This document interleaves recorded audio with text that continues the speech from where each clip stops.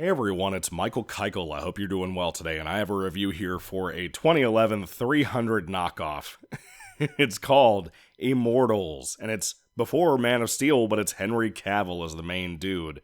Anyway, this is a movie that I have kind of wanted to see over the years. I'm not really a big sword and sandals type of dude, but sometimes I see some that I enjoy. I don't really watch a bunch of classicals based on that kind of thing.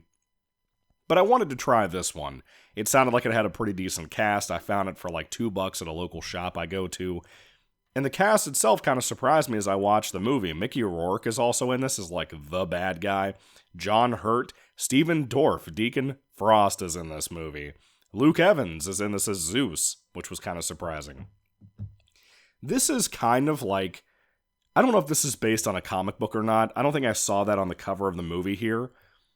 But it's very much a movie coming out in that big world that are coming up of comic book movies for like 5 years before this, from Iron Man and Dark Knight onward.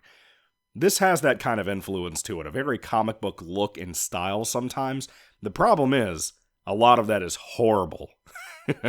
You talk about slow motion in movies, dude, the slow-mo in here, it's awful. It's awful. The fights are horrible. Basically, Henry Cavill kind of goes on a revenge quest, sort of, kind of, after something happens to him. I don't remember what it was. I don't care enough to remember what it was. But he's a peasant. He's kind of useless. He should probably be dead.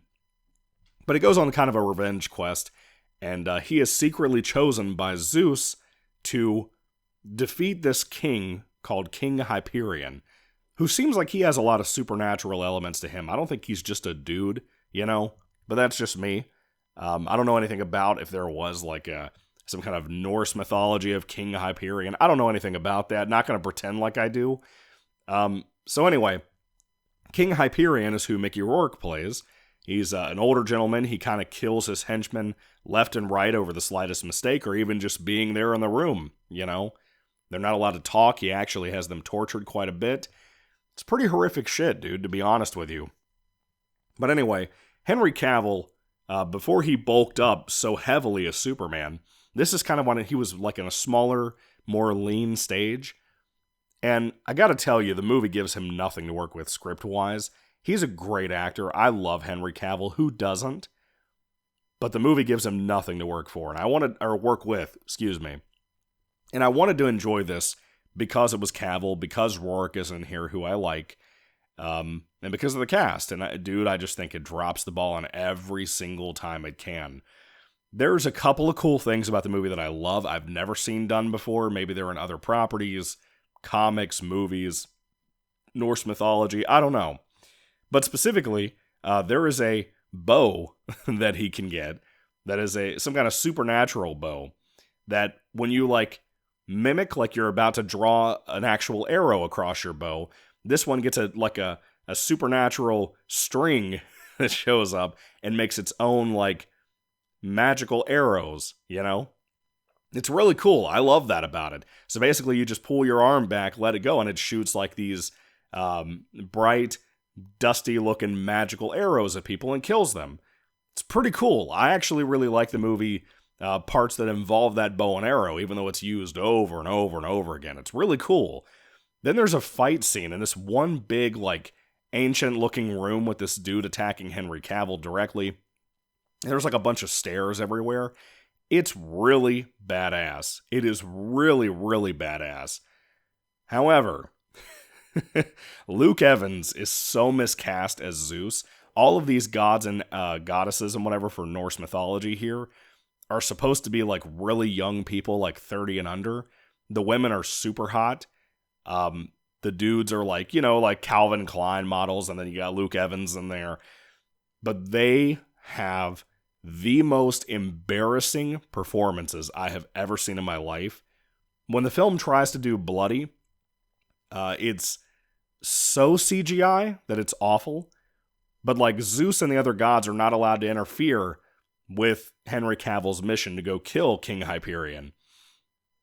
But sometimes they interfere, and they're not supposed to, and they do anyway, and they get killed. It's kind of interesting what we're doing with that, but It's the fights themselves, all of the slow-mo. Every time a god shows up to fight somebody, it goes into this hefty slow-mo that, like, dude, it's embarrassing. The mixture of CGI with the action, it's awful. I hate it. It's like everything else is moving in slow-mo, but like the gods and goddesses are moving kind of like regular pace. It's supposed to be a way to show how fast they move, but it doesn't work. It looks like shitty slow-mo. I'm convinced more and more the only person who knows how to use slow-mo properly outside of something like the MCU, where it's not really used very often, is Zack Snyder. And I know that seems like a Snyder fanboy thing. Well, you know, credit is due where credit is due, to be honest. Yeah, he overuses it, but shit, at least he can use it. This, like I said at the beginning of the review, feels like a 300 knockoff in the worst possible way. It's bad. It's a really bad movie, and I do not recommend it at all. If you haven't seen Immortals, don't bother. It's kind of like a sword and sandals, a little bit of a romance type of thing in there too, with Henry Cavill and the lead chick, who is also very fine. And that's about it.